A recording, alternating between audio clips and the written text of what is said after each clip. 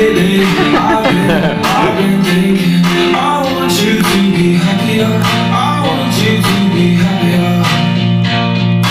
Even though I might not like it. Live from Los Angeles, welcome to Good Morning LALALAND. I'm Dr. Erin. I'm Rob Mack. And I'm Jess Noyer. This is Good Morning LALALAND, America's first live streaming daily talk show, coming to you live Monday through Friday at 9 a.m. on Instagram, Facebook, YouTube, and Twitter. Also available on Apple TV, Roku, and Twitch. Today is #Wealth Wednesday. We're going to talk about what is your story around money. We talked about it yesterday. We're coming together to know the truth, live on spiritual principle, and break through any blocks that we have together with coffee. I love it, yes.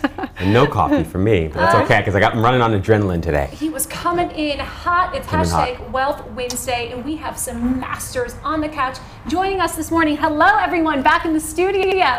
Welcome. Hello. Wow. Woo! Look at that. Beautiful. Wow. Beautiful people. Sabrina Bryan, she said yes to the dress. You sure did. You might have seen that on TLC. She's an incredible actress, producer, model. Good morning, Sabrina. Good morning. Oh, thank you so much for joining us today. So here on Good Morning LALALAND, we like to know what your morning routine is. What's one thing you do to really set your day off right? You know, I think the best thing for me is I get up and usually try to go to the gym, but if I'm going to be honest, I pretty much check all social medias to see if there's anything that happened overnight that I missed. That's the honest truth, but I usually do head right to the gym after that. Guilty as charged. I'm like, did he see that Insta story? Yeah, you feel me, don't you? If it didn't happen on social media, it didn't happen at all. Well, Abla Sophie is in the house. She is a world-renowned, incredible Moroccan supermodel. Good morning, Abla. How are you today? Good morning. Thank you for having me. So, what is one thing you do to start your day off right? Well, I go back to sleep for like 30 minutes, and then I feel like I'm all ready to go. A little extra snooze. That's never right. hurt a girl. Yeah, I need to change my snooze button so it's 30-minute increments. Right. Man, that's pretty dope. I consider that meditation. Justin Peck is in the house. He's an incredible pro racer, entrepreneur, and the author of this memoir, Bulletproof. Good morning, Justin. Morning. How are you guys? We're so excited that you're here. So what's one way you start your day off right? Honestly, it's the focus of putting my feet on the ground. That's how I start my day. No, I start the day with a green drink and the gym and some race footage. So for me, it's pretty easy. I gotta know, as a pro racer, what did you drive to the studio today? Uber. As a driver, we do all of our driving on the track. We don't do it out here. Well, we do. I get speeding tickets all the time. So. I can handle that. Yeah, I can appreciate that. Yeah. Angela Madden, official. Official. Ron Mack, It's a family your thing. sister. I know. How insane is that? We love you. You two are like walking sunshine. Oh my gosh. So love you, Jeslyn. She is, my sister, I love my sister so much. And she is like this divine light and love that just shines everywhere she goes. She's also a life master. So tell us, Angela, how do you start your day?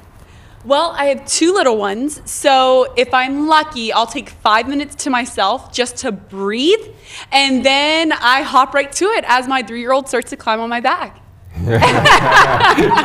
Zoe does do that, doesn't she? Yeah. And then rumor has it, you bring out the iPad with a little Good Morning LALALAND. Always, always, always, always, we have that playing in the background as we start our day. The girls have to watch their uncle, right? Yes, they do. Oh, well, thank you so much for joining us today. Award-winning filmmaker Jeremy Comte is in the house. He's got recognized at TIFF, at Sundance, and now the Academies have nominated for Best Live Action Short Film. Good morning, Jeremy. Good morning. Thanks for having me. Oh, thank you so much for being here, and congratulations again on the success of both. So tell us, as a filmmaker, how do you start your day? Oh my God, I've been traveling so much lately, so I'm always waking up in the plane, but if I have the chance, a hot, long shower, that's the best for me. Long shower, love it. Yeah. Me too. Therapy, right there. Good morning. Stephen Paterno is in the house. He is the co-founder of Slated, co-founder of theglobe.com, and one of the youngest CEOs to go public in history. Yes. Good morning. Good morning. Talk about #Wealth Wednesday. What a story. The film about his personal journey, Valley of the Boom, just launched on Nat Geo. Our executive producer is a big fan. So how do you start your day? What's your morning routine? I get the best wake-up alarm, which is my 2-year-old daughter comes running in and jumps on the bed. So immediate smiles, followed very quickly by a double shot espresso so I can actually wake up. And then I drive her to school. So that's my routine. It's good to be awake on the drive to school. Yeah, no Yes. I want to be awake for that drive, for sure. Yeah, I'm right there with you on that double shot of espresso. Well, thank you for being with us today. Shannon Alego is in the house. He is the host of the Soul Feed podcast. Good morning. Good morning. Talk about true wealth, right? Yes. What's feeding our soul? Are you picking up what I'm dropping down? Yes. I don't know. Maybe he needs that double shot of espresso back there. So how do you start your day? What's your morning routine?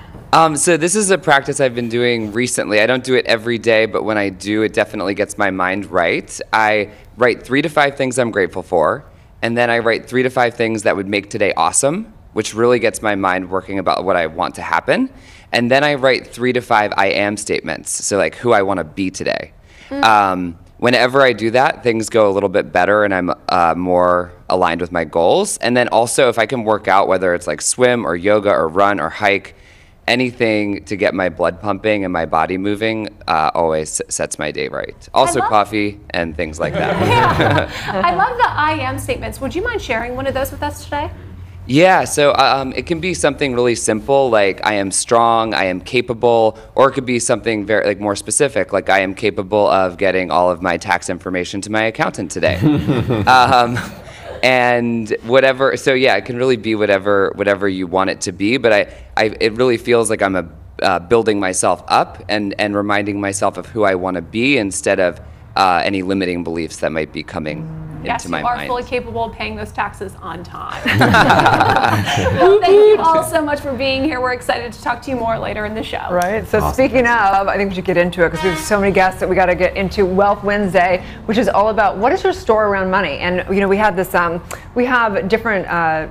Zoom calls, coaching calls every week for the members of society. And yesterday we had this really interesting conversation, which was about what is your story about life? Yeah. And like, I feel like there's like 3 phases, and I want your guys to input on this, but I think that we can apply this to money. What is your story around money? And we all have a story. So we consider that there's 3 different phases of your story. Phase 1 is like you have a story and you're almost like the victim to it, or you still feel like you're the effect of this world. You're still struggling with understanding consciousness and understanding how you're creating and really stepping into that. Phase 2 is where you really see your story, you see the beliefs, you see the commands, you see how you're creating it, but you don't know quite how to shift out of that.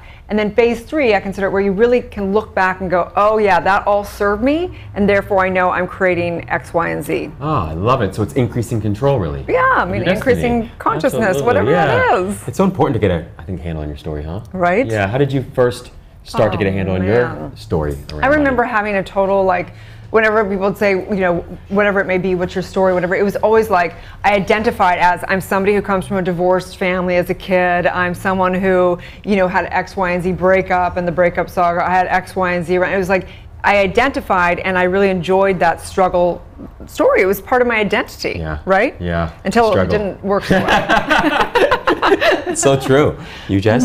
Well, I don't think my money story ever really truly served me, and it wasn't until I realized that I was waiting on money to feel like I had enough, and it was really a scarcity mentality. We've talked a lot about that on the show, but really truly for me, recognizing that my needs were met without the money, right? Yeah. That I really just had to trust myself. I had to trust the universe and the community around me, that I would be supported, that it would come. I didn't have to hang on or fear what little bit I had or didn't have. Yeah. If I just trusted and let go, rained in. Oh, I love it. Making it rain, Justin. Yes. All right. It's such a good point, though, around scarcity, because I do think it's, you know, money is sort of a microcosm for everything else in your life, in some ways, or at least your story around money.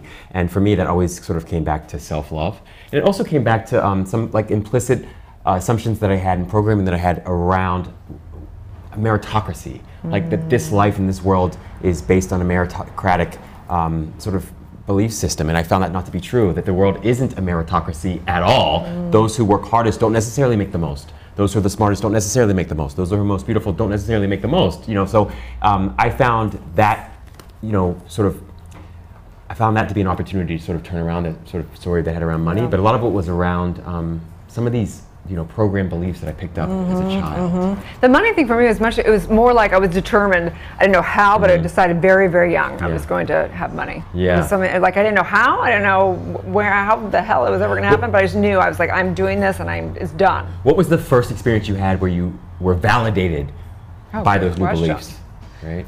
I think it was actually in high school when I had I waited tables and I was able to like even make like $2,500 a month when I had no bills. Oh, that's right. You were stacking chips at like I could do this. 14, 15 years old. That was a lot of money back in those days. Yeah, it was. I was balling. I think it's really important though to highlight the ability to choose, to make that conscious decision that you are going to have enough, that you are going to be abundant, that you are going to be wealthy. Because for a long time, I never realized that was a conscious choice. Yeah. I just believed that I was victim to whatever story I had told myself or however I was raised, that there was never enough, we were always broke. And so those mindsets, I thought were my reality. Yeah. I didn't know I could choose something else. Oh, that's fantastic. So many, Yeah, a lot of the work that I do with executives or with peak performers is really about helping them to entertain alternative narratives around their life, right? Or around their money stories or around their relationship stories. That's a huge part of it. And I love the idea of becoming, and I love even more the idea of being. Like I think at the end of the day, it's a recognition that you already are enough today and that money has very little to nothing to do with that, that your needs are always met. How do you know that you need something, you have it? How do you know you don't need it, you don't have it? Right? And so for me, I think the deepest, highest teaching is embracing and recognizing that you're infinitely wealthy right now, right here, despite what you may think, despite how much money you may have in your bank account. And don't you think it's like the butterfly? The butterfly is so cool because it was a caterpillar. Like the butterfly is just a butterfly. Without it being a caterpillar, it would never be this incredible thing. So every part of those phases are so important and so beautiful and so profound. And the story, your story is what makes you unique. I mean, that's what makes each person the teacher. You know, when people come through this and they've struggled with something, that's what makes a profound teacher, is somebody who's had to overcome their story. That's so true. What's that expression? What the caterpillar calls the end of the world, the master calls a new beginning, essentially, right? We bring him just for quotes. I just then I don't remember them. I just recite quotes. Yeah. If only I could have a memory like Jeslin's, I would be able to remember all the quotes I want to remember. You do. You right? remember all the quotes. She remembers all the names. I know nothing. But it's such a great point that you bring up, though, which is like you can't have a rags to riches story if you never had rags. Can't have it. Yeah. You have to come from somewhere. That being said, I don't believe that life is about chasing things that are temporary, and that includes money. Totally. Right?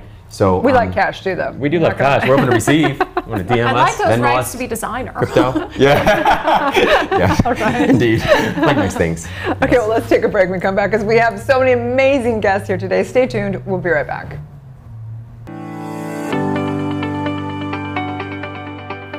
Welcome to your home for talk.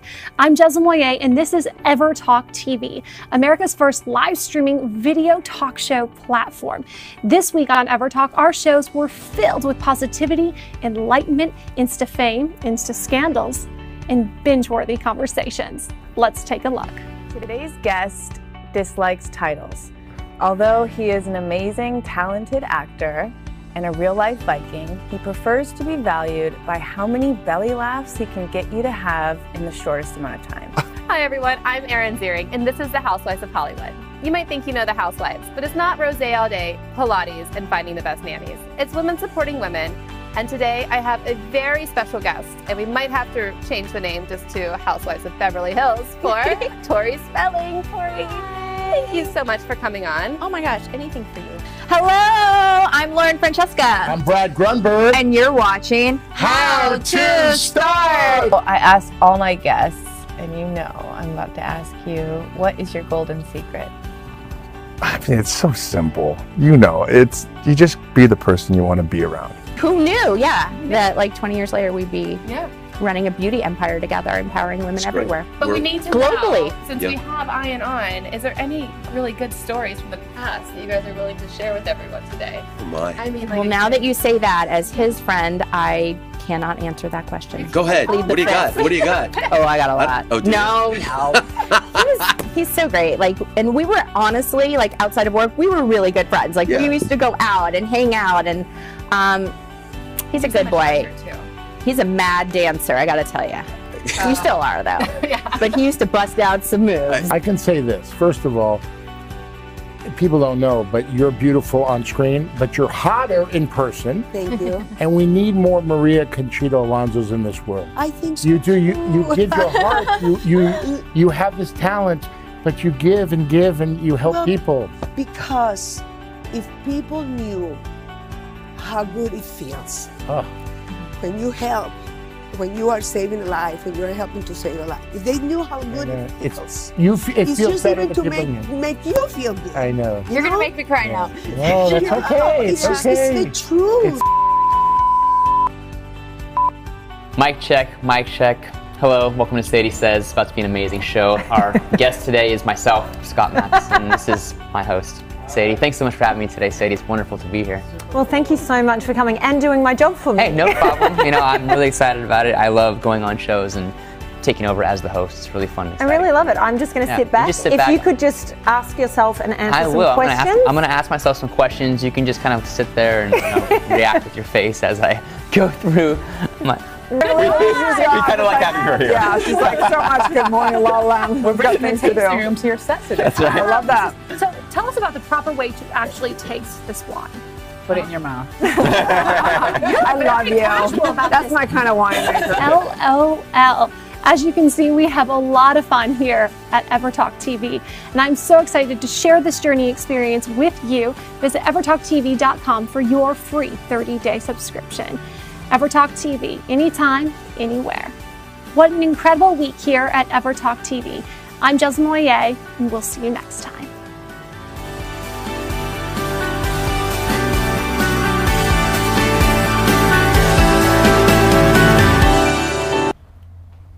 Welcome back to Good Morning LaLaLand. We have Steph Paterno in the house. He is the founder of The Globe, author of A Very Public Offering, and a hubby and a daddy. We like that. That's the best title you can have. Probably the toughest one.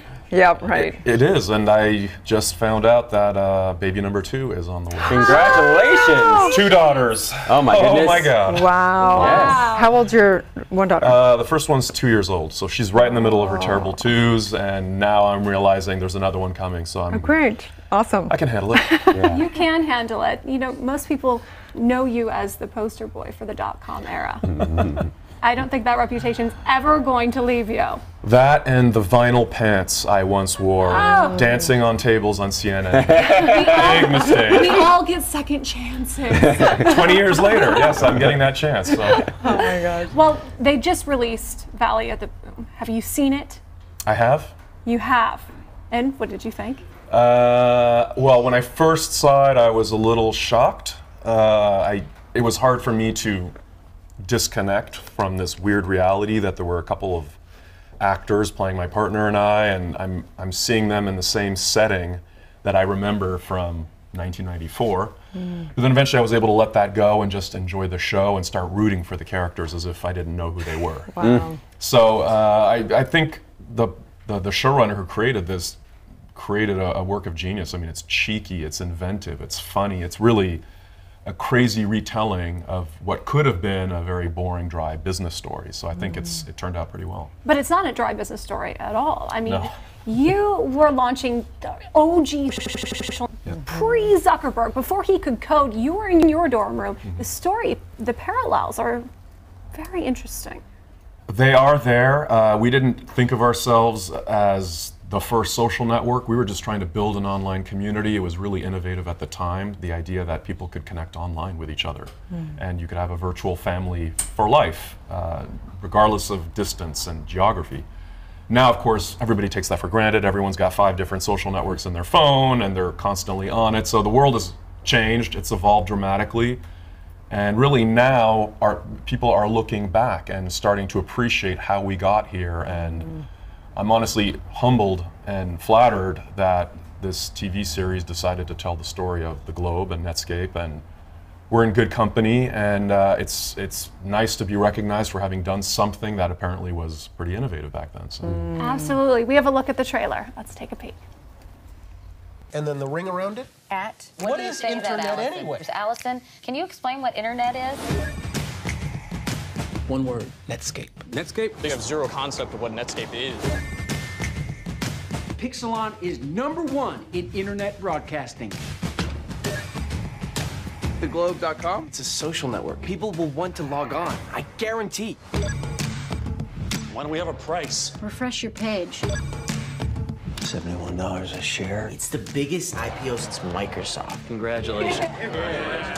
It also makes us a target. This is the beginning of what they called the browser wars. I'm gonna bring in a couple of experts. Netscape changed the game. We were at Microsoft's mercy. They were deathbed competitors. We are running $1 billion company. You've also got Microsoft breathing down your neck. Prepare to boldly go where no man has gone before. Valley of the Boom, Sunday, January 13th at 9 on National Geographic. So what is, I mean, obviously you're highly evolved, highly intuitive, highly innovative. What does it look like for you in a day-to-day? What are you working on? What are you creating right now? Well, I stayed on the sidelines for quite a while and became an angel investor and other entrepreneurs who were building their second and third companies, and decided to really hang up my hat as CEO for a while until I got the itch again that I needed to go build something. That itch. Mm-hmm. And I tried to let it go and suppress that for a number of years, but eventually I went ahead and co-founded a company called Slated, which is reinventing the film finance market. So we're trying to make Hollywood operate way more efficiently in an online manner where it's easier to find great projects, match them up to talent, to financing, to distribution. And as of now, half of all of the films that have been nominated for Academy Awards the last few years or gone to Sundance are made by our members, by Slated producers, directors, writers. So we've got some traction, and it's really exciting seeing that we can reinvent a 100-year-old industry. Wow. What's been most challenging about taking your finance expertise and translating it to the filmmaking business? Most challenging?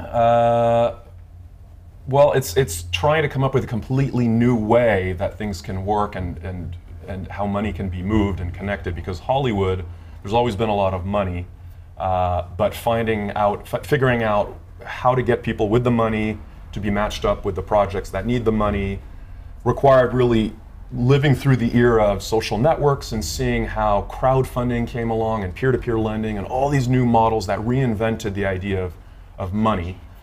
And Slated really married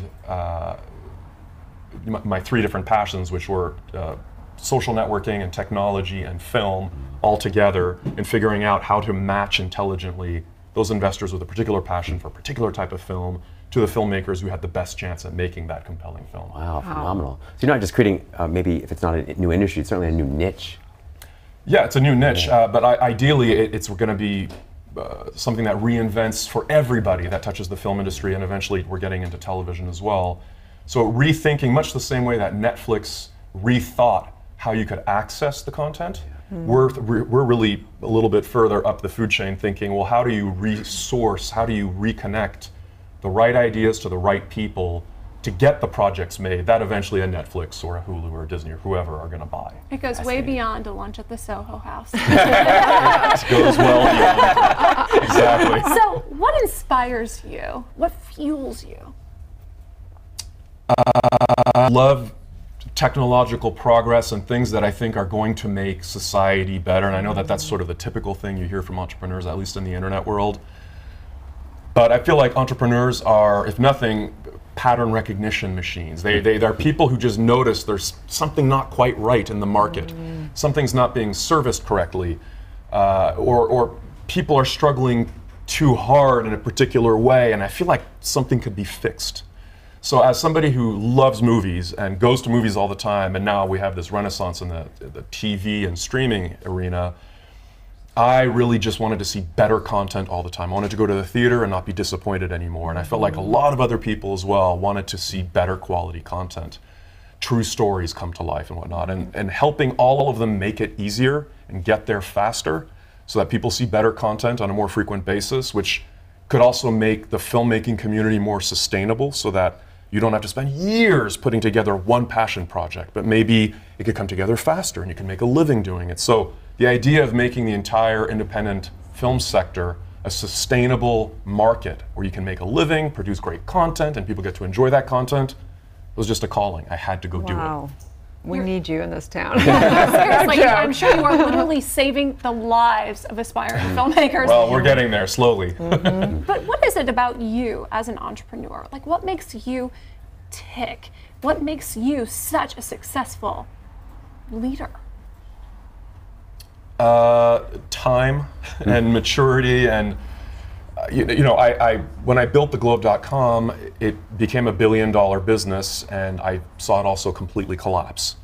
So knowing that I had the skill and the passion and the endurance to go build something was the first foundation.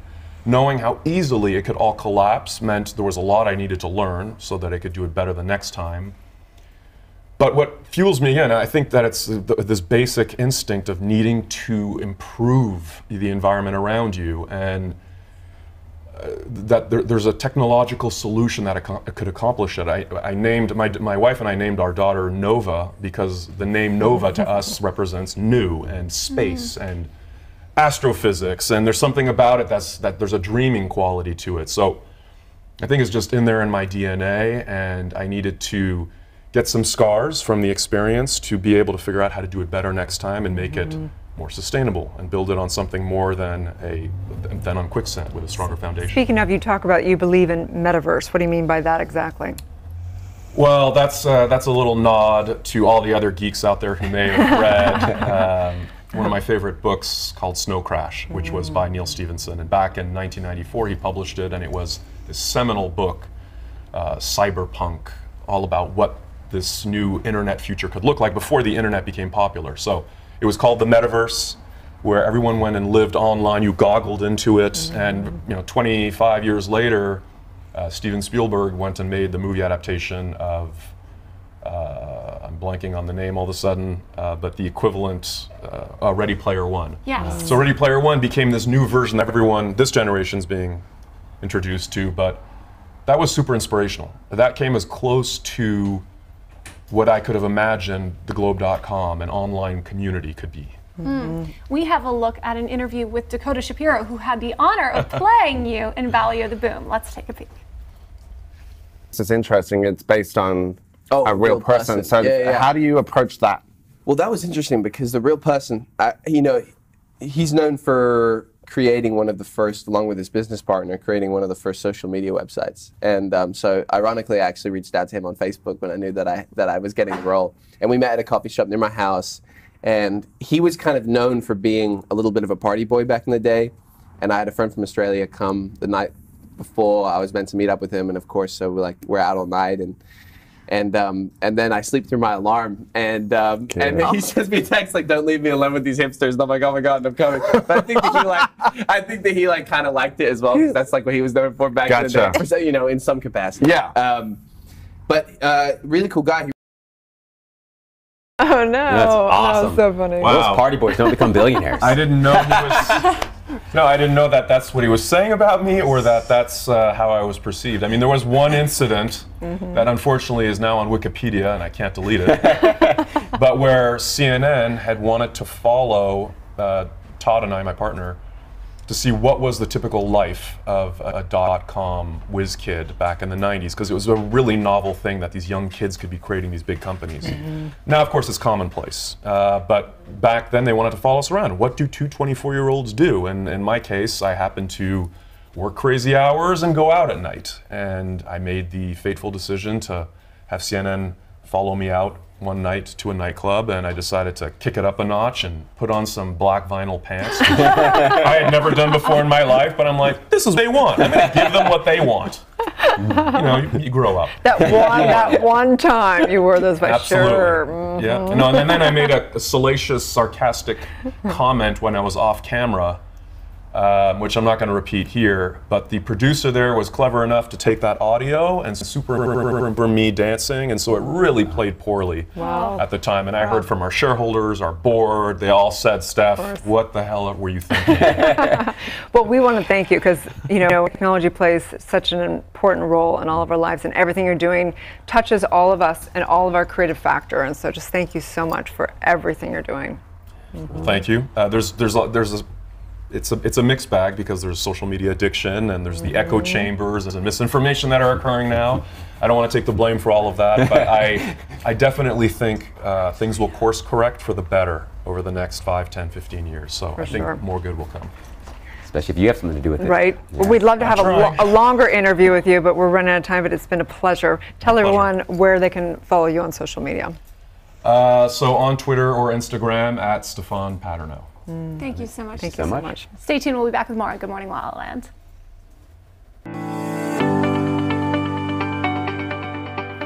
Welcome to your home for talk. I'm Jezza Moyer, and this is Ever Talk TV, America's first live streaming video talk show platform. This week on Ever Talk, our shows were filled with positivity, enlightenment, Insta fame, Insta scandals, and binge-worthy conversations. Let's take a look.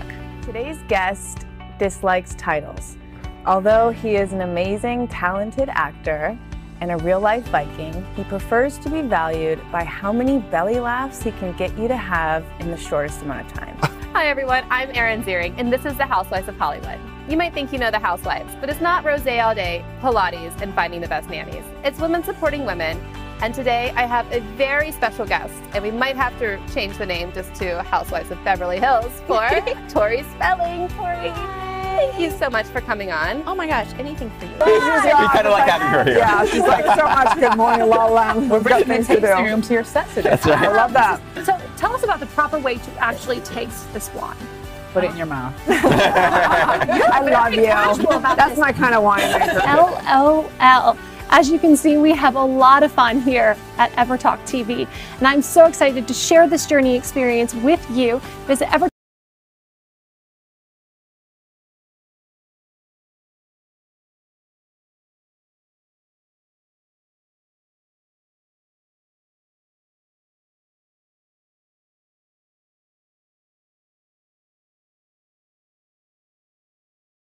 EverTalkTV.com for your free 30-day subscription.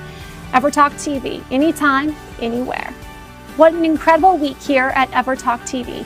I'm Jezza Moyer, and we'll see you next time.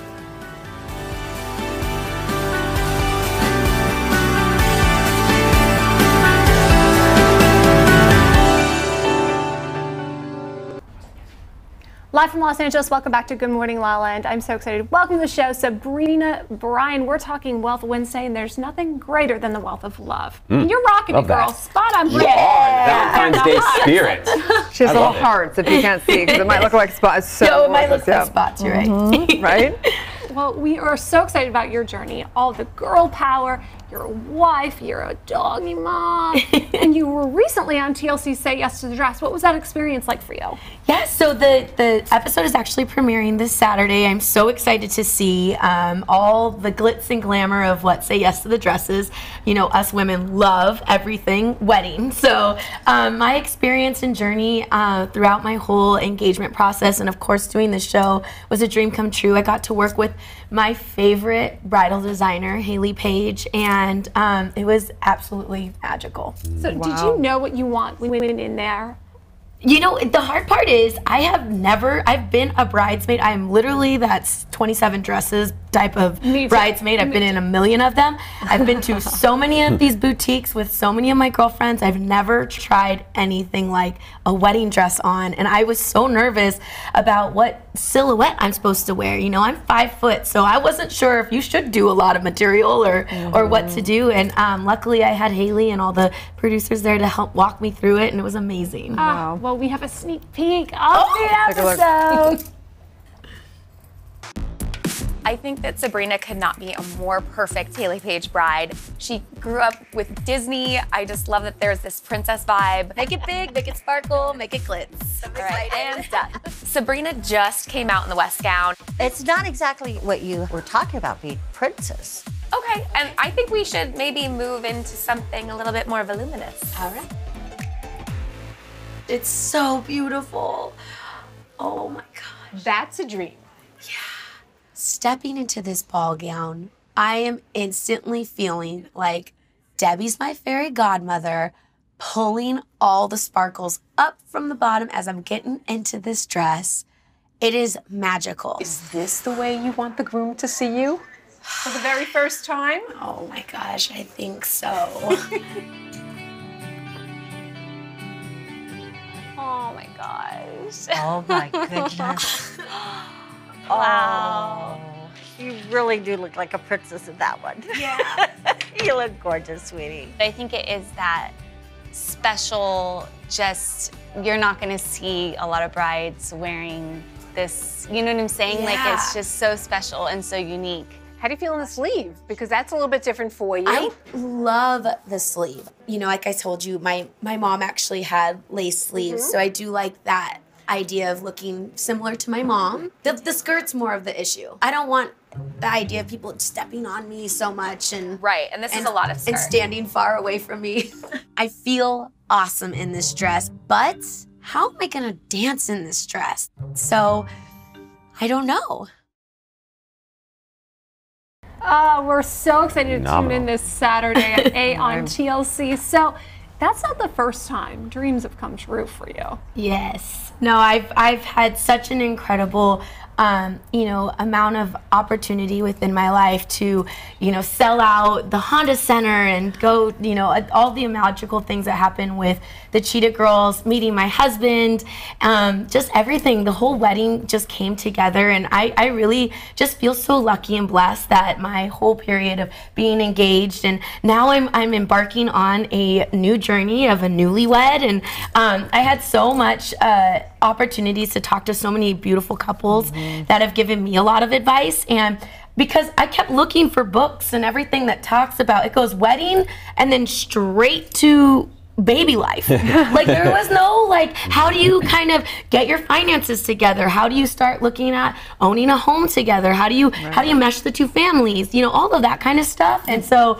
I decided to create a new website that's thenewlywedplan.com. Where it's a one-stop shop if you got questions, and I just can't wait for everyone to check out everything we've been working on. So important, because I think so many women say yes to the dress. They say yes because they have that fantasy of a wedding, but they don't take on the reality of a marriage. Yes, right? Absolutely. There's so many steps, and whether you're a couple that wants to get started right away, you still want to make sure that you're creating this foundation for the rest of your lives together. And even if you're a couple that's not wanting to have kids at all, it's still that foundation that you live the rest of your life with. And I think that will help so many, and I hope it will help so many couples in the future to have lifelong marriages. Sounds really sweet. So you've had and are continuing to have this incredible, extraordinary life of opportunity.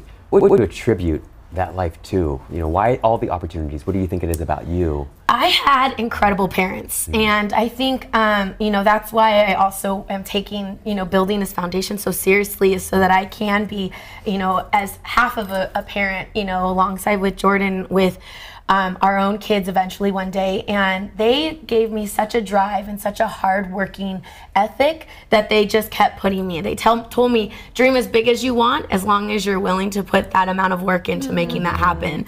And I'm really blessed, because I really do think that it is really from them and how they raised me. Wow. Wow, that is so special. So tell everyone where they can find and follow you and check out the Newlywed Plan. Yes, so newlywedplan.com and Sabrina Bryan on Instagram, and Sabrina.Bryan on Instagram, and Sabrina Bryan on Twitter. And this Saturday night on TLC at 8 p.m. Yes. Oh, I'm so excited. That was like the most I've seen of the episode. I'm just so excited about it. That's cute. Very exciting. Thank you so much. Stay tuned. We'll be right back.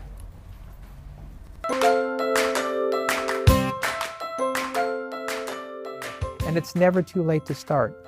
The worst thing in the world that anyone could have is regret.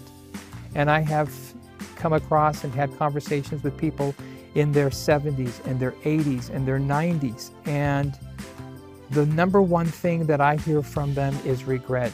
I wish I would have done this. Or do you know, I had the opportunity to be a dancer, or to be a singer, or to be able to move my family across the country to be able to live in this area or this industry. It's never too late, no matter what your age. Doesn't matter if you're young, it doesn't matter if you're older.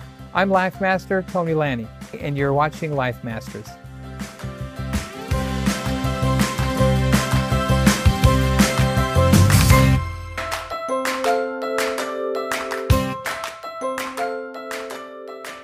Hi everyone, I'm Tanya Memi and I'm the founder of Life Masters. Life Masters is an online platform where you can have access to people who are passionate, positive thinkers, and want to help people live better lives. If you want to be a Life Master, we would love to hear from you. We'd love to have you on our show. You do a one-on-one interview with me, and then you share with us some of your most golden nuggets of information to help change people and create the best life that they can create possible. So we'd love to have you be a part of the family, part of the show. Life Masters. Come and join us.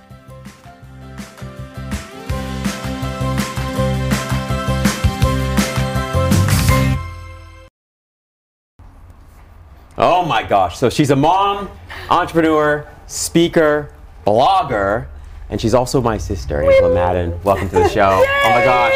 So excited to have you. So glad to be here with you guys. Official. We get to have both Rob Mack official on the show, Angela Madden official on the show. That's right. You two, like I said earlier, are both walking sunshine. Oh my gosh. What do you think you could attribute that to? Your mom watching, the girls? I mean, really, where did you both get that light from? Honestly, from connected to God, you know, really recognizing that the source of light and of love is in me and around me always, and just trying to stay present to that and being tapped into that. And having such amazing family. I'm so blessed. This is my brother. Like, you know what I mean? Like, surrounded by love. Surrounded. Right. So you have a family. You do real estate, but you are highly, highly spiritual. Yes. And so talk to us about that. Yes. So to me, it's just like living and breathing, you know? And it's just, I love doing real estate. I love all of that. And being a mama, it's so amazing, you know? But if I can't draw from God himself, I can't be the best mama. I can't give myself to real estate and find passion in it. You know, everything's empty. I really feel like we're all created with this just void inside of us. You know, this, that if we don't recognize a need to be filled with light and with love and know that it is here and present, life's not worth living. Yeah, you know? So true. You're such an incredible example. Do you believe women can have it all? That we can be wives, mothers, and incredible career women? 100%. So how do you do it? So you don't do it all. You can be it all, but you cannot put an expectation on yourself that you're 100% today. 8 hours a day I'm gonna sell real estate, and then 8 hours a day I'm gonna be a mama, and then 8 hours a day I'm gonna start a new business. You can't. Like, I think that really recognizing that you can do whatever you want, but being wise in how you choose that and what really occupies your time. You know, I know Rob and I, we talk all the time about how it seems like our culture and our world is just driven by money, right? Like, we've got to get this, we've got to get that.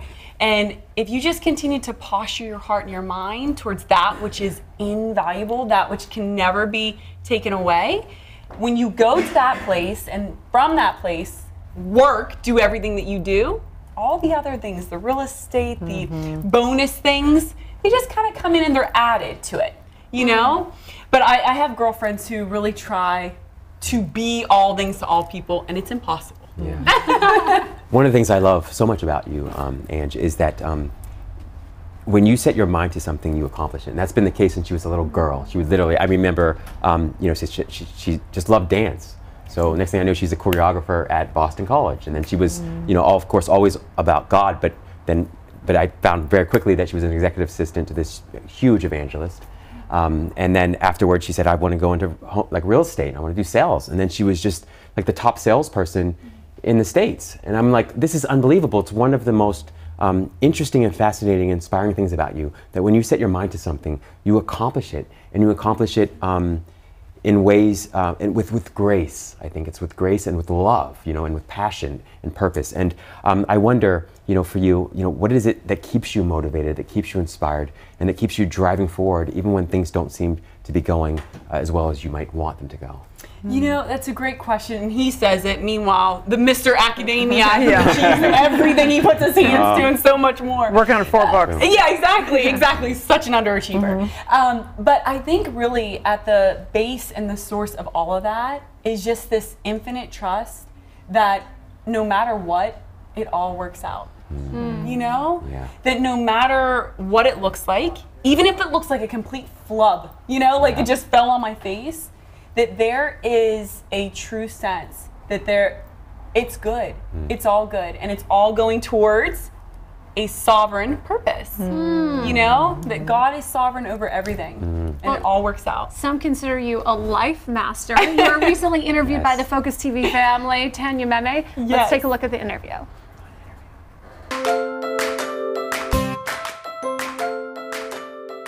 Hello, I'm Angela Madden, and I am so excited to be with you today as a part of Life Masters.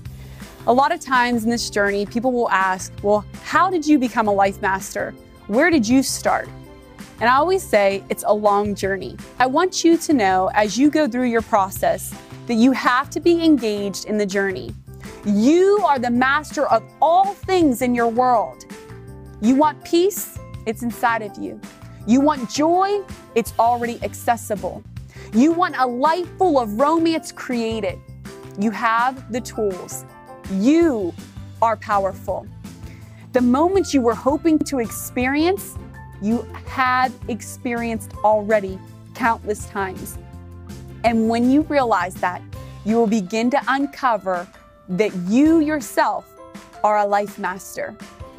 Master yourself, and you will master the world.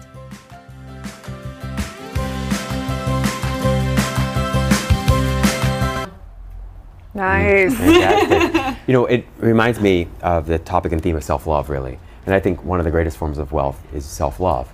How did you discover self-love, and how do you practice self-love on a daily basis? Yeah, I think it's a journey, right? So every day I have to remind myself. A lot of times I find myself having the same doubts and fears. And I loved what the gentleman earlier said about how he does his I ams, his declarations. And that's what I have to remind myself. I am perfectly and wonderfully made. And so as long as I stay in that zone and continue to stay in gratitude for what I have, everything else is easy. But were you always like that? I was always a very positive kid. I think growing up, I was always. Yeah, oh my gosh, she would literally street and just introduce herself to like strangers. Hi, I'm Angela Madden. Angela Madden at the time, and she was like 4. I'm like, we probably want to be careful, but she was just always very assertive, always very positive, always very friendly and outgoing. Doing cheers in the middle of kindergarten, literally. So I was always like an encourager and felt it was inside of me. So grabbing hold of positivity wasn't hard, and encouraging others wasn't hard, but I think always when you go inward and you live there and kind of try to live introspectively, you find a place where you realize, oh, I've got fear there. Now let me speak to that and bring some truth to it.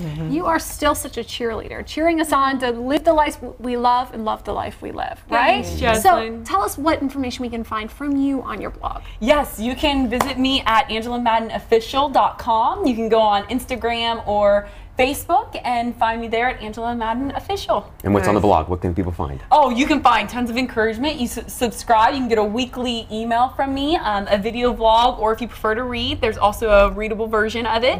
And also the conference. You got conference coming up, so. Oh my gosh. Thank you. See? He remembers. He's so good. I'm learning from Jessalyn. Jessalyn's great. I'm learning from Jessalyn. Yes, so I have a conference coming up at the beginning of June, and it's really to focus on women breathing. The title of it is Exhale, because as women, we do try to do it all, and we forget to breathe. And so we end up losing ourselves in the midst of doing it all, and it defeats the entire purpose. And then I'm also working on my book that has been laying dormant for 12 years. Y'all, 12 years. we share that trait a little. I put mine on the shelf too. So I get it. Totally. So good. So good. I also appreciate you coming on. Thank you. Thank you so much. I love you. Thank you so much. We love your Stay family. tuned. Thank you. Thanks, Mama, for raising 2 great kids.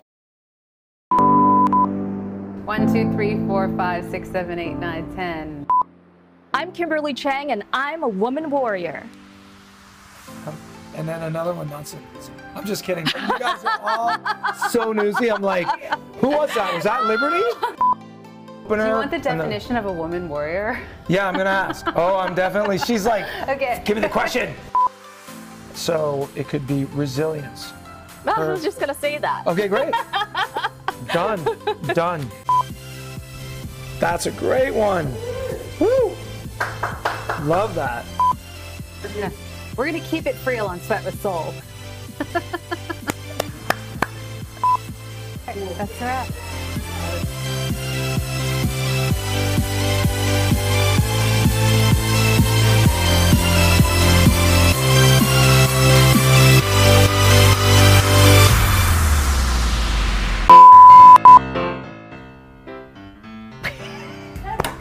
Okay. I said Dr. B show. I'm just having fun.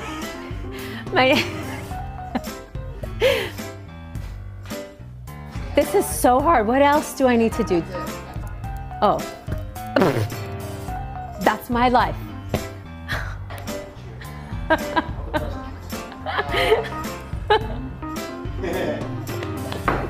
That's funny.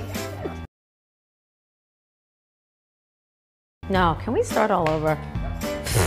That's too much talking. Do I just talk again?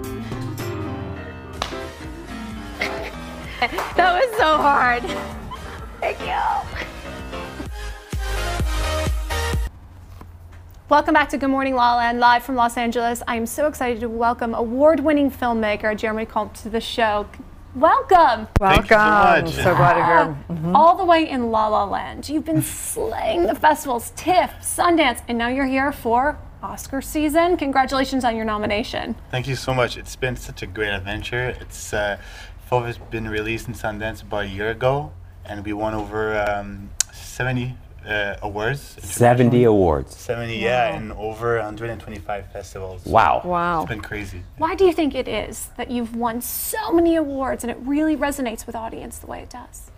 Yeah, I think there's a very strong visual feeling that I see like in people, that like the film really challenges them, and I think we can really see themselves as kids, because you know the story is two boys that can pulling pranks at each other, and you know it goes a little bit too far. So this is this idea that we all see ourselves, you know, as kids, that like it could have gone too far. One of our jokes could have gone too far. Oh my gosh. So take us back through your journey. How did you come to this part in your life? Tell us a little bit about your personal journey to this.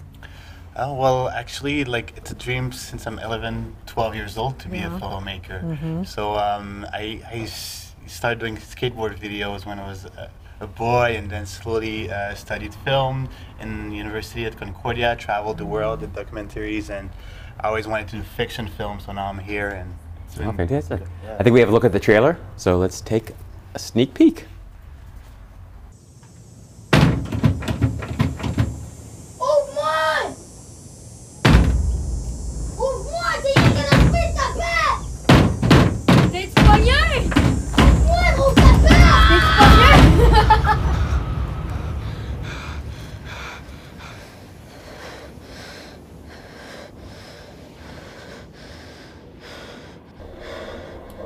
Wow. Ooh, breathtaking. Yeah.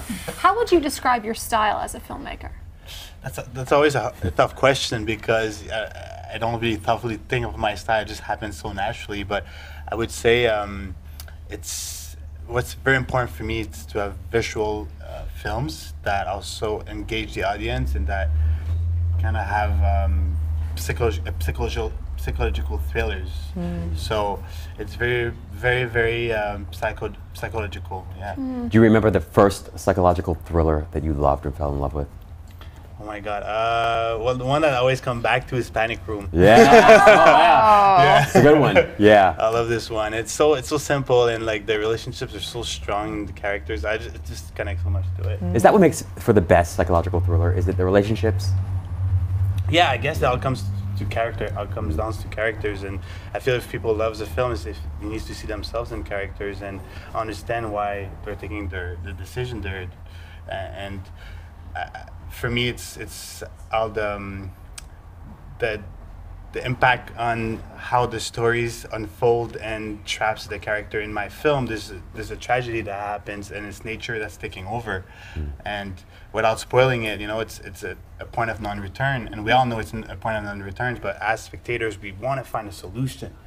We're trying to figure it out, you know, we're getting involved in the film, and I feel that's when it becomes very visual. You've obviously had a very rewarding journey with this film, but what were some of the biggest challenges you encountered along the way? I mean, financing is a big one. You know, it's so hard also to, as a young filmmaker, but in Montreal, in Canada, we're lucky to have grants.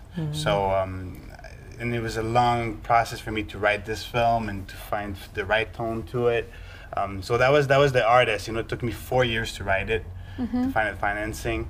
But at the end of the day, it's so rewarding to take all that time. I think that was the biggest lesson, to not rush things too much. You know, as in film, we learn so much about human behavior and everything. What do you think when you take a look out, because I'm sure you look at the world and story now as your perspective, what do you think it is that has most people not succeed? I mean, because I'm sure you're in this industry and you see yourself, you see the human nature. What do you think it is? Question. Yeah, well, for me, like, my life is about films, you know? Like, it's so strong. I don't think if you're just kind of interested in films and you want to make it, it's not gonna work. You need to just always think about it and work around it, and you have to be obsessed. Yeah, what you're saying. It's kind of true. I'm sure you're still dreaming about this film. Oh, totally. I mean, like this, like my Fauve actually comes from my childhood dreams. You know, that's the genesis of the film. It's like I dreamt about a scene that's in the films, and it was a recurrent dream. It kept coming to me. So most of my film's ideas comes from my dreams. So it's like a divinely channeled thing that Do you has keep to a come dream through. diary, or you just remember them? Yeah, I write them down. Yeah. Wow. It's so important. But sometimes I forget. I'm like, I'm a bit too lazy. So tell us what's the next reoccurring dream that you have that may be a potential future? I don't know, the dreams I have a lot now, but no, it's just because of the Academy Awards, you know. There's so much pressure, so I dream a lot about the Academy Awards. I dream of going on stage, but I don't know, cross fingers when What are you going to do to celebrate if you win? I think it's celebrating with my team. We've been working so hard all together, and I want to share that with them. Nice. Nice. Tell everyone where they can follow you personally and watch your film. Well, they can go on my website, jeremycomte.com, and they can follow me on Instagram, jcomte. And they can watch my film. Now it's been for the award season of Vimeo, but it's going to come back in about a month on Vimeo. So you just type Fauve and you're going to find it. Nice. Fantastic. Thank you so much. Congratulations and best of luck to you. Thank you so much. Stay tuned. We'll be back with more. Good morning, La La Land.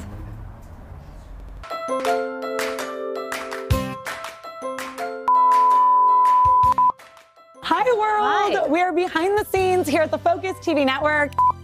This is my first time ever going live. Really? I've never gone live. Okay, good. So I'm glad. See, we're finally live. Yeah. This is good. Thank you, Erica. Yeah, girl. For making it happen. Also, follow at _Erica Delica. Oh my God. I think I'm gonna cut it off. Yeah. No. Hold on. No, just put it in the middle. Yeah! Dum dum dum dum dum. Are you asking what my nationality? Oh, I'm Mexican and Russian. I'm Mexican and Spanish. A little Irish in there. All the colors of the white rainbow. Exactly. All the colors of the Blanco rainbow. That means white in Spanish. Good job.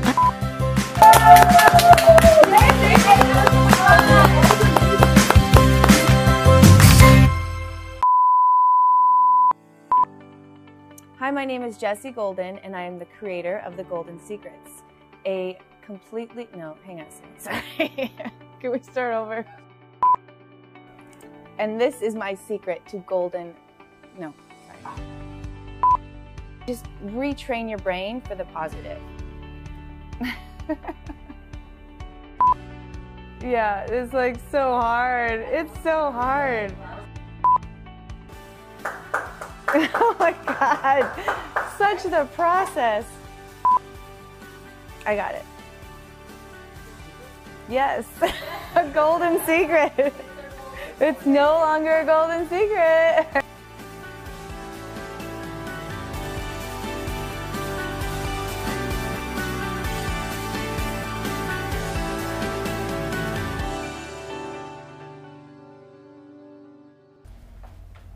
Welcome back to Good Morning La La Land. Queen A is in the house, Oblas here. She's Forever 21, BB, Guest Girl, you name it. She's on the billboards in New York soon. How are you, gorgeous? Good, thank you for having me. It says on Instagram, Queen A. How would you define a queen and what makes you that?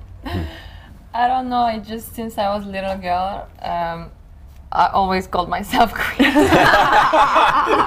say that's manifesting your destiny around Right, here. maybe. What I find so interesting and inspiring about your journey is that you started in business. Exactly. Tell us about that. Yeah, so I always wanted to work and be a businesswoman and be on the other side of the cameras, work in fashion, maybe in a magazine. I actually worked for Guess as a stylist, and then I shot campaigns and everything. I was always behind the camera. And then I can believe that I finally was in front of the girl in front of the camera. I enjoy it more. So How did that happen? How did that happen? How did you go from being on one side of the camera to being in front of the camera? Well, I think LA is the city. Even if you don't want it, people, they always push you that way. So even if I was shooting every day, every photographer or every stylist I work with, or even Paul Marciano and other friends, they would always encourage me to go for it and say, you should be a model, you're tall, you're skinny, and you can do it. So in the beginning it was hard. I couldn't, since I came from Morocco, I had a lot of boundaries and I didn't feel like it was right. And then slowly I decided that I should go for it and try it. And but you talk about lifestyle, like, oh yeah, Paul Marciano, he just like that. Lifestyle, like, what is your lifestyle like? Fabulous. I mean, how did you meet? How did you get in this group? How did you? Also, my family back home, they close to Mohammed Hadid's family. So when I got to LA, they introduced me to him just for him to look out for me and introduce me a little bit and not really push me, but just make sure I was fine. And then he introduced me to Mr. Paul Marciano to model actually, and then we decided that I should work in the company because I went to fashion school. And then after 2 years I did a music video with French Montana and Red One, and then I stayed in front of the camera since then. And you've had some very exciting collaborations, but let's talk about how you were able to maintain your personal integrity and keep to those boundaries, because you're working with Forever 21, with Baby, with Guess, and those can be quite sexy. Right. Yeah, I always fight on set, but they're like, you're not in Morocco. I'm like, but Moroccans will find me. That's right, Morocco is in you. Yes. Right. And then in the beginning, I was very close-minded, so I was like, no, it has to be here, no legs showing. But then you can still respect yourself and like still be open. So I still play between those boundaries and like show that you can still respect yourself and still be open-minded and deliver whatever America is expecting from you, because I live here. So I cannot keep those, I cannot be that close-minded and expect people to just accept. So they have to accept me and I have to accept them, and we always find a middle that made us both happy. So, and they actually, most of the brands, they like it, the fact that I don't want to do, or I refuse sometimes to show more cleavage and stuff like this. And then because they have stores in Arab countries that actually makes the most of the money. So they're happy to actually have an Arab model for that market too. Tell us a little bit about the billboard coming out in New York. Yeah, so I'm very excited about that. I just shot the Hadid campaign eyewear, and it's gonna be on Times Square. It's gonna be my first billboard in New York. It's gonna be good for my career. Congratulations. Thank you. Awesome. What are you most looking forward to in the next years to come? Where do you see yourself in 5 years? I think I want to still represent the Arab woman in America and give the best image I can, so my people can be proud of me and see that you can still do it. And then just inspire people, try to mix a little bit of business with it, because I always have a business side on me that take over all the time. So I would love to find a mix between both and try to work it out. How do you feel about the women and becoming more independent? And what does that look like, going from east to west? And what is your position on that?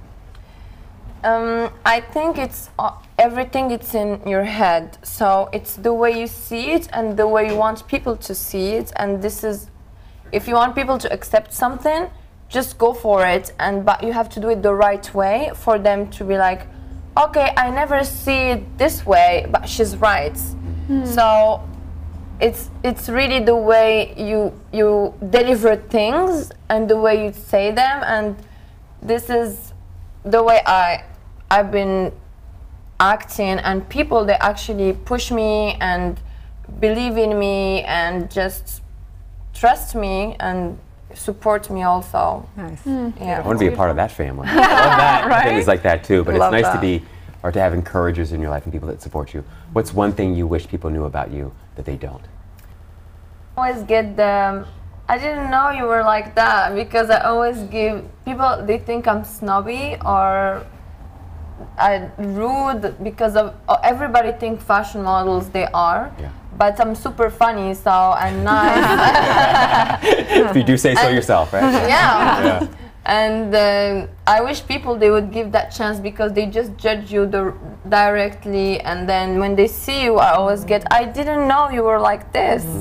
I'm like, yeah. I didn't know you were a real person. Yeah, it's crazy. I love it. Well, you're absolutely stunning and gorgeous inside, and so thank you so much for all your work, for showcasing the women and having us understand, because we really just need to understand it and open our mind and our hearts to everyone. We're all one family here on this earth, so thank you so much for representing. No, thank you, really. Thank you for having me. I'm very happy to be here. Tell everyone where they can find and follow you. Well, I mostly use Instagram, so it's just my name, Abla Sophie. AKA Queen A. Thank you so much for being here. Stay tuned. We'll be back with more on Good Morning La La Land. Where can you watch the stories of people changing the world? EverTalk TV, the Netflix of talk. I'm Jez Moyer, the co-founder and host of EverTalk TV, and I am thrilled to introduce you to America's first live video streaming talk show network. EverTalk is a platform that offers insight, inspiration, and thought-provoking conversations on positivity, wellness, Insta-fame, and empowerment, all while celebrating the trials and triumphs of those who are truly igniting a change in the world. I was really surprised, and I was really thankful for how well it was received. That's where your supernatural powers come on. That's where the magic happens. That's where you live heaven on earth. I was left to research everything on my own, because I'm like, nothing else outside of me is helping me right now. I have to figure this out. When we want folks to be good teammates or to be leaders, you confront behavior, you don't confront personalities. These talk shows are hosted by your favorite television personalities, celebrity entrepreneurs, and social media superstars. New binge-worthy content is added daily with exclusive access to featured products, services, and experiences available to you in the Ever Shop. You have a universal sign to say it's okay to take Yeah. a nap. Yeah. Like the universe is saying, please chill out a little bit, you know? So Right. we need to listen to that. Jessamine, you are absolutely beautiful, and you don't have to try at all. It's like I walked in this morning, you're the first person I met, I went, she is absolutely drop dead gorgeous. And Tell me more. As you said, pick up the phone, like turn that text, before you turn it into a date, let's turn it into a phone call. These talk shows are hosted by your favorite television personalities, celebrity entrepreneurs, and social media superstars. New binge-worthy content is added daily with exclusive access to featured products, services, and experiences available to you in the Ever Shop. EverTalk is #community powered, and we are excited to offer you a free 30-day subscription to explore the talk shows that will bring you timeless entertainment that will inspire, uplift, and empower you anytime, anywhere on EverTalk TV, your home for talk.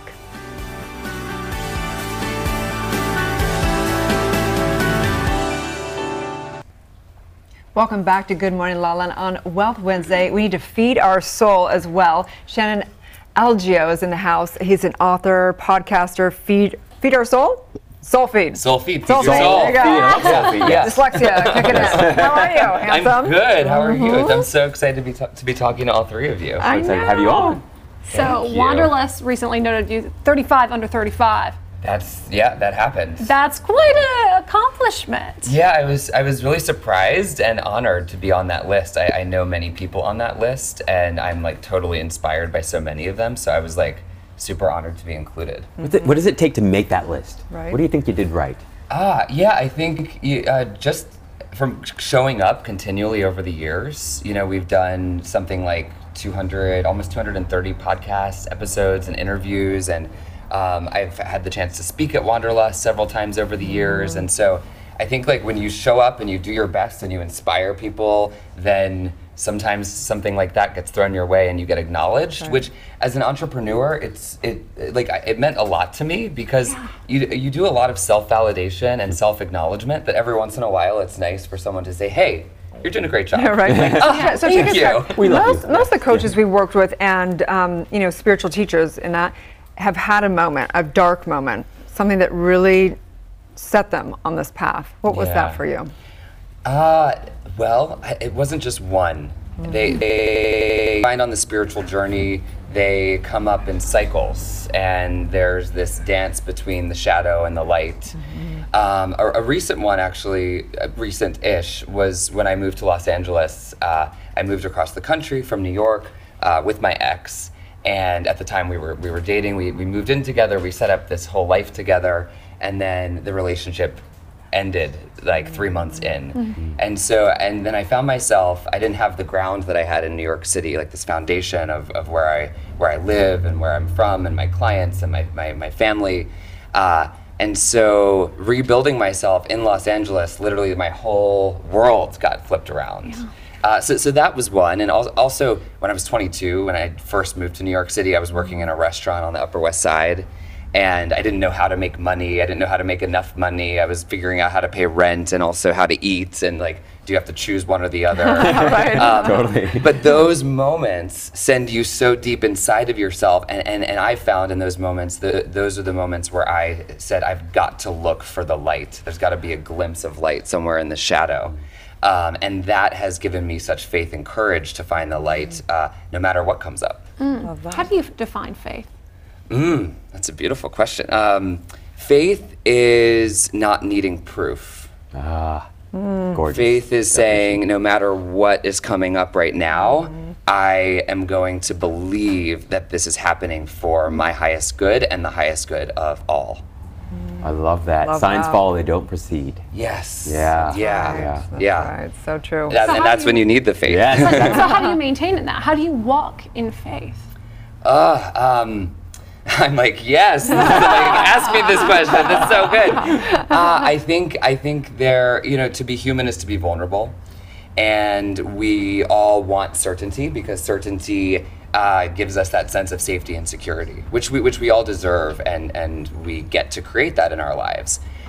To walk in faith, though, is to say, I don't know what's going to happen, and I am riding the wave of this life, and I trust that whatever comes my way, I do have the resources internally, the support, and the hope to find that next step, to move into that next phase.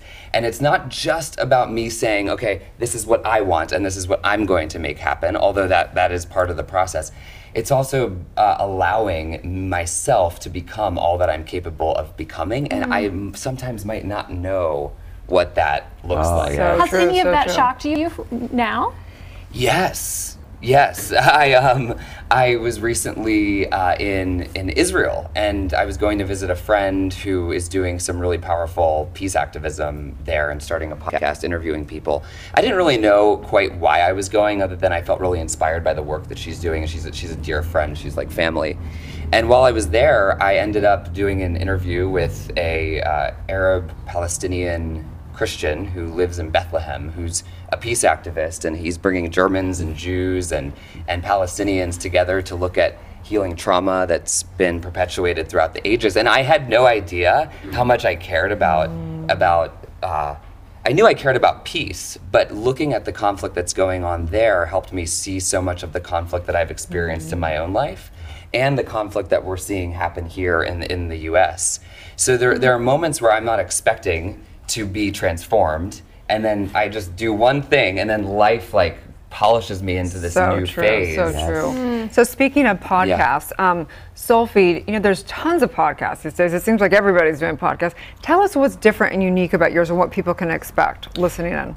Yeah, so our podcast, my podcast used to be our podcast. I started it with a co-host back in New York about almost 5 years ago.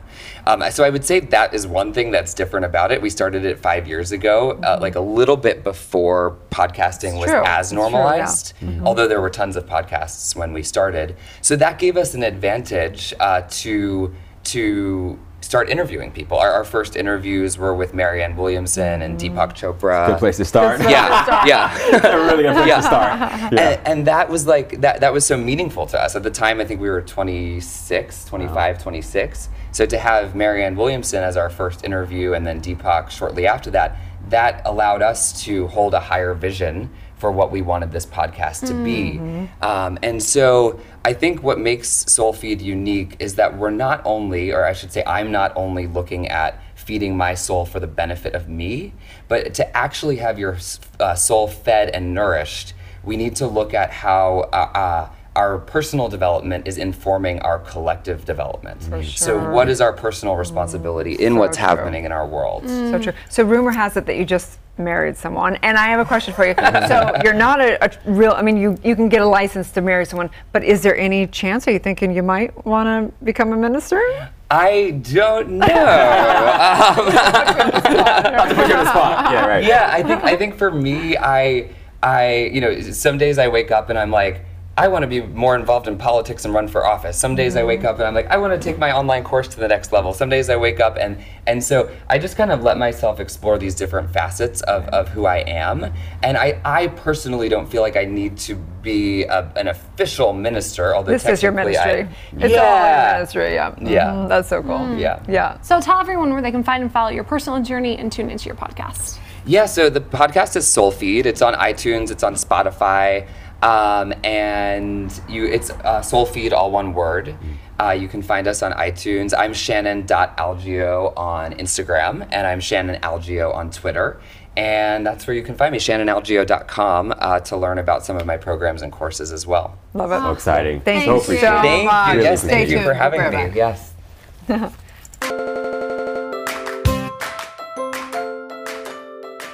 Hi everyone, I'm Tanya Memi and I'm the founder of Life Masters. Life Masters is an online platform where you can have access to people who are passionate, positive thinkers, and want to help people live better lives.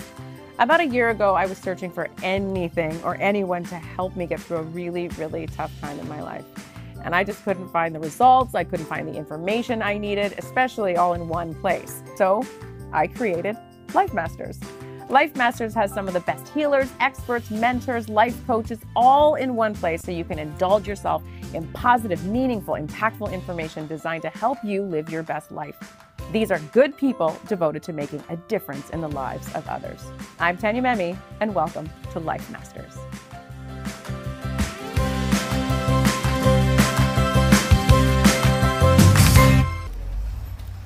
Welcome back to Good Morning La La Land. I'm excited to welcome Justin Peck to the show. He's a pro racer, an entrepreneur, and author. Hi. Hi. Your book is fascinating. It talks about a man who learned to rethink a life he wanted to end. Tell us about that. Wow, we're jumping right into this already. Right to heart. All right, so, geez, it was a while ago. A standard morning, woke up nice and early and leaned over and kissed my wife. I was married at the time, and kissed my wife and woke up, or got up, took a shower, went up and kissed the kids and said my goodbyes and went out back, picked up my dog, threw the dog in the back of the truck, and we went out to do our normal tasks for the day. About 30 minutes later, I found myself driving up a canyon that I'd been to quite often, and just to kind of unplug from everything. And I let the tailgate down of the truck, and the dog's running around, and she's having a great time, and I'm sitting in the truck sobbing, just despair beyond despair. Like it's kind of hard to explain. The people who have experienced it understand it. But so I'm watching her run around, and I took a notebook out and just kind of started writing some thoughts and feelings down. And in one brief, irrational moment, I reached into the center console of my glove box. I grabbed my pistol, I loaded it, and put it to my head and pulled the trigger. So all I got out of the deal was a click, right? It just went, that's it. And so I'm thinking, like, how did you screw this one up? And so I thought that I didn't load the gun, and so I rechambered the bullet. When I did that, the original bullet flipped up and landed in my lap. Wow. And so I picked it up and I looked at it, and you can see where the firing pin had hit the back of the bullet. So I have shot thousands of rounds through this pistol before, and it's the only time it's ever misfired. So it was destiny. I guess you were here. You're not going anywhere. I'm not going anywhere. Wow. Immediately following that experience, what did you think and feel? Yeah. See, I knew that. I knew that question was coming. So it's kind of hard to explain. So it was the most incredible feeling I've ever felt in my life. It was amazing. And so what it did is it immediately took me out of this despair moment into this manic, like, yes, like, I'm gonna tackle the world. I've got everything. I had enough common sense behind me that I knew that that was gonna wear off. And so as I'm bombing down the canyon, when I got cell phone service, I'm on the phone with my doctor. It's like, hey bro, like, this is what I just tried to do. And so he got me in, and we sat down and we talked about, you know, kind of the things, and I filled out the questionnaires and all the silly little things that they make you do. And we kind of came to this conclusion that, all right, man, like, you are the poster boy for class 1 bipolar disorder. And I'm like, rad, at least I have a name to it. How do you define bipolar disorder? Great question. Bipolar, wow. Actually, I don't think I've ever had anybody ask me that. How do I define that? Bipolar, for me, doesn't define who I am. It is who I am, and it's made me who I've become in life, but it doesn't define me as a person. So I don't shake someone's hand. I'm Justin Peck, and I have bipolar disorder. I'm not that guy. So, and in fairness, you know, mental health and mental illness is a spectrum. It's degrees. We all experience bipolar depression. Yes. Over the course of our lives. Yes. And so there's at some point where clinicians say this is an arbitrary line we're going to draw in the sand. This is where it's clinical. There's where it's not clinical. Yes. And somewhere along there is where you've got a line drawn in the sand for you. Yeah, but see, what's crazy about that whole thing is who gets to determine what line, right? Yeah. So people look at me and they're like, all right, crazy thug guy with tattoos and mohawk, drives race cars and stuff. Okay, well, you can kind of get why he might be a little goofy, but when you talk to me, I have a different, I'm not what you expect, I guess, right? And so, which is good. And so, Well, just a side note, I mean, I look at it very different. I look at it like you're such an advanced spiritual being and you're so powerful that you can make one 100%. Direction go completely 100%. positive and then switch and go like this and have it go totally spiraling. I look at it like you're just a very, very intense manifester, and it just goes extreme, and people aren't used to that in a normal, you know, the masses are like, oh, let's just stay in the safety zone. Yes. I look at it like it's a complete benefit if used correctly. Yes, exactly. So that was kind of the purpose of the book. I mean, the purpose of the book was to write it for my children. The concept of when you're 8, 9, 10 years old, and then you look at your parents, and the struggles that the parents are going through, we don't know. Like, as children, we have no clue. So the idea was, I'm going to write this for my kids, and that's it. I had no intentions of publishing or anything. Wrote it for my kids, so when they turned 40, they could say, all right, well, this is what Dad was going through. Oh, I get it now. That makes sense. So I wrote it, and when I went through the editing process, the editor is like, nah, like, you have a message. Like, you need to tell people. You need to teach people by your experience, and so that's kind of the path. That's what I'm going for. Just love that, man. Yeah. What would you say has been most helpful for you in digging yourself out of that hole, that deep depression and dysphoria that you were experiencing? So, wow. The big misconception is, so I'm sitting here now, smile on my face, right? This is kind of the first tell-all thing. So the last 2 years have been really rough for me. 2 years. And I didn't really even realize it until the first part of this year. So I have been in the depressive side of this disorder for a long time. Yeah. And so, but what's really crazy is I've watched ever since January, tried to reprogram. It's like, come on, JP, you've got to do this, man. So I reprogrammed, and I can actually feel the manic starting to come on. I can feel the shift. And for the very first time in my life, I can feel it, and I know what it is. And so I'm writing it, and I'm documenting it. And so when I speak with people on a panel, with doctors, with people that have the medical side of it, now you guys get a benefit from the guy who lives it too. And man, I tell you, that it's a powerful team. It's something that can change the world. And I know that it's the statement that everybody says, but I'm telling you, I will be the guy.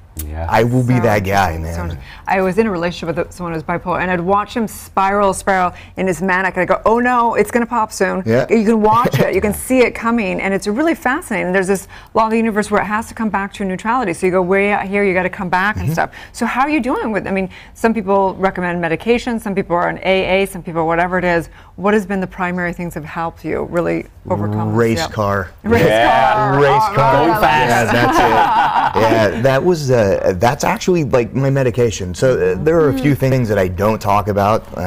Politics, religion, and medication. Those are the things that I don't talk about. And we respect that. Yeah, for sure. like I just absolutely respect it. Because what ends up happening is you get off topic. We're talking about mental health. We're talking about race cars. We're talking about smiles, and I don't want to get clouded. But I think that's so important. When you say race cars, you light up. Yeah. You're obviously deeply passionate about the need for speed. Yeah. What does that feel like for you? Oh my God. It is. So I do a few different sports. The one that is probably the most intense is like the Baja racing. So we're in a full-size truck doing 150 to 160 miles an hour across 4-foot bumps, and you're just blamming through these things. Your co-driver's trying to call out corners. It's chaos the entire time, and it is the best feeling ever. Let me ask you a question, and this might sound like a trick question because possibly it is. Yes. What are you thinking when you're experiencing these extreme sports? Are you thinking anything at all? Yeah. No. No. That's kind of the 10,000 hour rule, right? I feel that I've been racing for, geez, I think I'm going on 25 years now. And in that time, I mean, we've got over 84 broken bones, 19 surgeries, 12 plates, a couple hundred screws, cadaver parts. I've died twice, 13 concussions. I mean, amazing. I've done it all, right? So I've been there and done that. And so, yeah, it's been still fun. Amazing. Yeah. Okay, well, tell people where they can find the book, how they can follow your story, all the above. You can get the book on Amazon, and then the website, justinpeck.com. And then all my social media is justinpeck49. And yeah, thank you for sharing your story. It really is a conversation that will ignite a change in the world. Absolutely. Thank you. Appreciate you, Ralph. Stay tuned. We'll be back tomorrow. Good morning, LaLaLand. Thank you.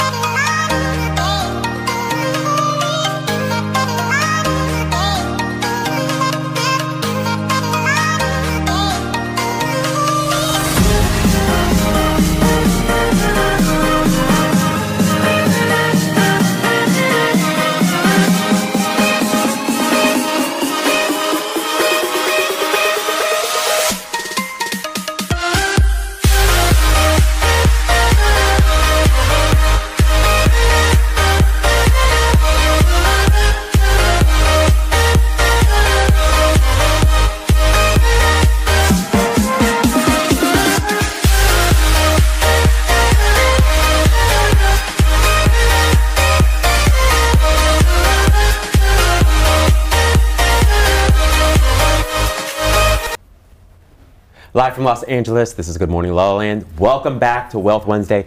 So, we're out of time, but we are wealthy in everything else. Quick question, one word, what is wealth to you? Wealth is health and family. Oh, love it. God. Yeah. Yep. Family, hands down. Mission. Yeah. community. Money. Oh, no. I would not even expect to say money. No. We are hashtag community powered here at Focus TV, and we are Good Morning La La Land, America's first live streaming daily talk show, coming to you live Monday through Friday at 9 a.m. And you can listen to all these interviews available as a podcast on iTunes. That's right. We're waking up the world together. Have a beautiful Wealth Wednesday.